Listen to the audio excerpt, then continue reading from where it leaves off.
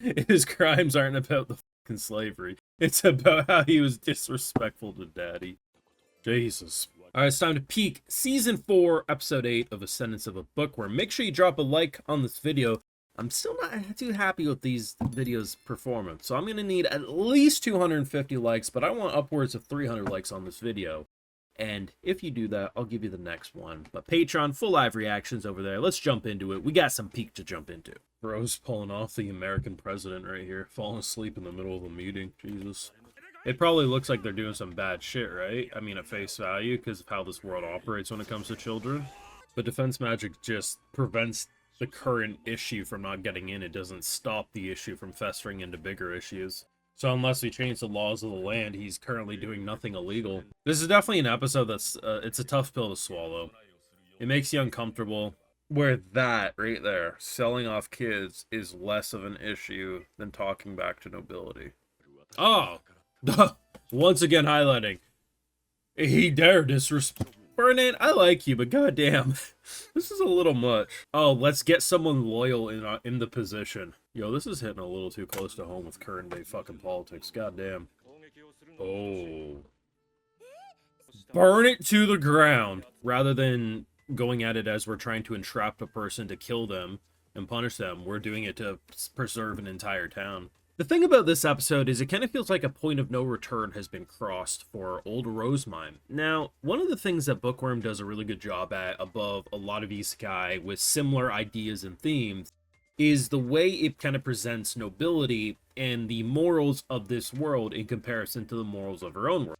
Now, not to say this is the first show in recent years that, oh my god, they talk about, you know, our common sense morals are different than a nobility common sense. No, like, we see that a decent amount anymore, and I'm happy for that. But where it does shine differently is just how they present the commoners and their opinion of nobility, because the commoners do rely on nobility. It's not just like, oh, you know, there's some rich fat bastard doing nothing. Like, we literally see a character like Myne is the entire reason a barrier doesn't come down when a mob comes a knocking. A mayor who is technically doing nothing wrong with the slavery angle is keeping an entire village fed and is providing for them.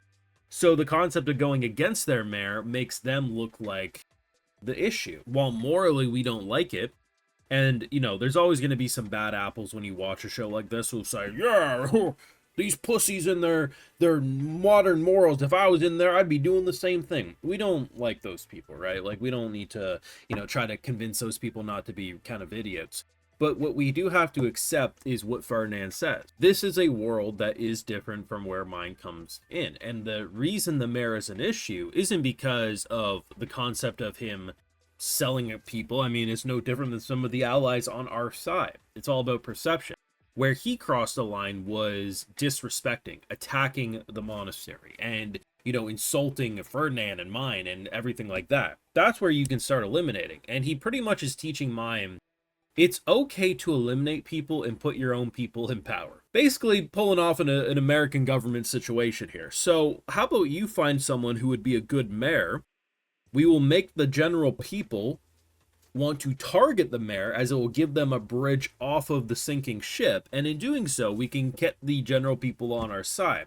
But if our justification is don't sell slaves, I mean, the world is different than her own morals, right? And it's interesting because throughout this entire episode, this is a cheerful girl who literally rides around in a red panda vehicle, innocent as can be, who is pretty much being told it is time to remove the kitty gloves. And it is time to learn how to manipulate and exploit. And it is sad because she has two options, basically. One, she can try to continue to be naive and want a better world that isn't the way it is, and she'll eventually die an early death. Or she can grow with it, and who knows what type of person she'll become. Like, you can look at Ferdinand as an example. Is he a bad person? No. He's definitely a cold person, and I think a lot of his morals and the more positivity we see is because he's interacting with a character like Myne. Genuine fear of, like, how far gone will she eventually go if she is to survive? Because the mayor in question, right, he had no idea who she was. because of just how things have went about. So he even's like literally giving letters like, that bitch, she stole my people, you should punish her, right? Having no idea that the letter is going to the new boss and that be her. At the end of the day, in order for Myne to live in this world, she'll have to get her hands dirty. But it is sad, right? Because on one hand, she kind of has a second chance at life, you know, an innocent girl, let's change the world and be positive, but she's thrown into the depth of hell when it comes to nobility. And it's freaky, right? I mean, at the end of the day, characters like Ferdinand are scary because while yes, they're on our side, it's genuine, like everything's about perception, right? We don't like the mayor because of how we saw things at face value, but the 90% of the people who probably look up the mayor in this world are gonna see him being doing no wrong. Fuck, I have every bit of knowledge of Ferdinand, and half the time I want to be like, damn, this guy's crazy and a psycho. But of course, probably just as many people scared of Ferdinand on the outside, seeing what he's capable of. Like literally, if you attack a monastery, that's like burning a village down. Like that's the most evil thing you could do in this world. The big thing that people are going to overlook is this change in Myne's character, her perception. And it's not going to be an immediate overnight shift. But going from a girl who says, I don't want to, I would rather, you know, she didn't say it, but to me it was getting to the point of she's like, I'd rather die in a world than lose my moral compass. And of course, Lutz comes in and kind of represents the idea of like, okay, rather than looking at it as you're manipulating someone to die, look at it as you're manipulating someone's end so many will live. And she's like, oh, okay. Yeah, okay. It's basically the, hey, would you pull a lever to save 100 people, but it will kill one person? It's like, okay, that sounds a little, well, okay, I guess so. It's kind of sad, man. It is. It's an episode full of dialogue, but it's definitely one of the highlight episodes of the season of Bookworm. Everything they said was interesting. I think it's one of the better examples of an isekai using the common sense not being common in this world. But it is a genuine fear of like, how long until the Myne we know is no longer there because she's forced to grow in an environment that is toxic? Because even the most positive elements within this environment that are on our side is still a form of toxicity. And you know, hopefully whatever she becomes as an adult, if she's able to live that long, I mean, I'm always worried for her health, you know, will allow her to still remain to be Myne, just a more in control of any situation at hand. Like, I mean, I thought she did a great job when it came to the brother. I mean, the brother had a very reasonable reaction of like, why the fuck do you get to see my dad more than me? Like, you just got here. And anyone in his shoes would feel the same way, but she responded pretty well to him, all things considered. Outside the glowing eyes and temper tantrum, the way she explained about his own behavior was actually a pretty good lesson for him, right? Listen, at the end of the day, Bookworm is a really good show. I don't think it gets the popularity it deserves among English-speaking anime fans, but it is nice to see this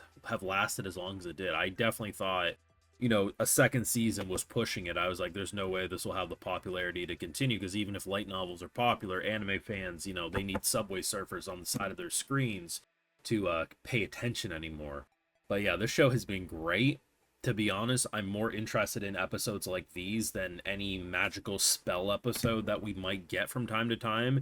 This is Ascendance of a Bookworm at its peak, and to be honest, it does feel like Myne has reached her point of no return. And the more we watch her over the course of the season, the less we will remember the girl who got adopted into this family. As we get deeper into the season, Myne is going to die more and more, and only Rose Myne will be there. And that will keep her alive, but it'll definitely be sad to see her go as well. You let me know your thoughts down below. What do you think of this episode? Make sure you leave a like, share your support, subscribe, ring that bell, and Patreon for live reactions live over there no matter what. And of course, other exclusives, because you know I got to give those videos shoutouts because my patrons make it all possible over here on YouTube. Alright, so today we got Guest 28, Tatsumi Lover, Lif Chang, Ryan Tabor, Lone Wolf, Anime X, Papa Golf Whiskey, Dirtshires, and we also have Diz. So I appreciate the support. Please take care. Y'all have a good one.